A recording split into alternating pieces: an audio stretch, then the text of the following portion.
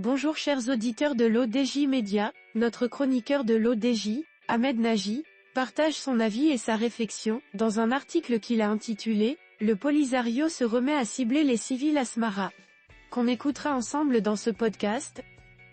Notre journaliste débute son article de la manière suivante. Des vidéos ont circulé sur les réseaux sociaux, dans la soirée du 18 mai, faisant état de 3 roquettes qui auraient été tirées par le Polisario sur la ville de Smara, sans faire de victimes. 3 roquettes auraient été tirées par le Polisario sur la ville de Smara, le 18 mai avant le coucher du soleil, d'après des informations, appuyées de vidéos, publiées sur la plateforme X, ex-tweetée. Les roquettes ont explosé à proximité de Smara, sans faire de victimes. En attente de la confirmation de cette nouvelle par des sources officielles, il est à rappeler que ce ne serait pas la première fois que le Polisario s'attaque à des civils à Smara. Dans la nuit du 28 au 29 octobre 2023, les mercenaires polisariens à la solde d'Alger avaient tiré à la roquette sur des quartiers résidentiels à Smara, les 3 explosions enregistrées ayant fait un mort et 3 blessés. Cette agression terroriste avait alors été formellement revendiquée par les polisariens dans un communiqué militaire numéroté 901. Notre chroniqueur de l'ODJ continue ainsi. Games of Drone depuis l'opération menée par les forces armées royales, FAR, le 13 novembre 2020, pour sécuriser le poste frontière de Guergarat, bloqué par les polisariens 3 semaines plus tôt, ces derniers ont déclaré la fin du cessez-le-feu, instauré sous l'égide de l'ONU en septembre 1991, événement tenté, depuis lors, de relancer le conflit armé. À chaque fois que les miliciens du Polisario se sont aventurés dans la zone démilitarisée, ils ont été accueillis par les drones des forces royales, qui ont envoyé nombre de terroristes adpâtres. Ce qui ne les a pourtant pas empêchés de publier des centaines de communiqués militaires revendiquant des frappes fictives sur les positions des FAR et des pertes imaginaires parmi les soldats marocains. Ces communiqués ont cessé lorsqu'il est devenu évident à tous qu'ils étaient mensongers, suscitant des moqueries même parmi les habitants des camps de la honte à Tindouf, en Algérie.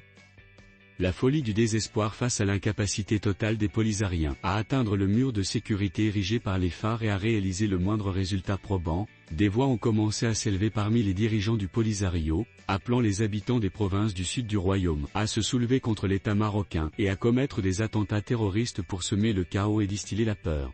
Le dernier en date n'est autre que Bachir Moustapha Sayed, frère du fondateur du Polisario El Wali Moustapha Sayed, qui a récemment renouvelé cet appel à perpétrer des attentats terroristes dans les provinces du Sud, avouant franchement l'impuissance du Polisario à mener des opérations militaires contre les FAR.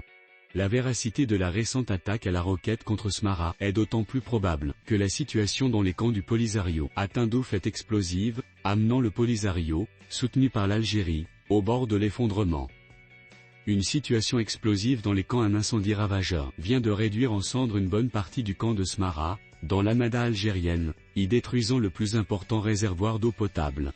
Sachant que les habitants des camps de la honte, à Tindouf, souffrent particulièrement de manque d'eau potable, il est évident que la perte de ce réservoir représente une véritable catastrophe, aggravée par l'approche de la saison estivale.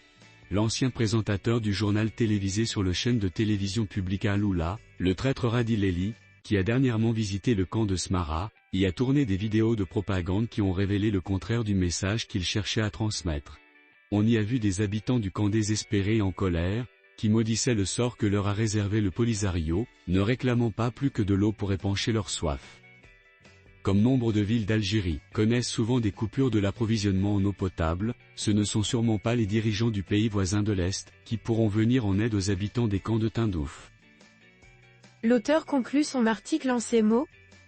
Repousser le mur de sécurité. Les polisariens à la solde d'Alger sont, donc, prêts à commettre n'importe quelle folie pour détourner l'attention des habitants des camps, par ailleurs exaspérés par l'insécurité qui y règne, du fait des affrontements entre bandes criminelles rivales, sur fond de tribalisme.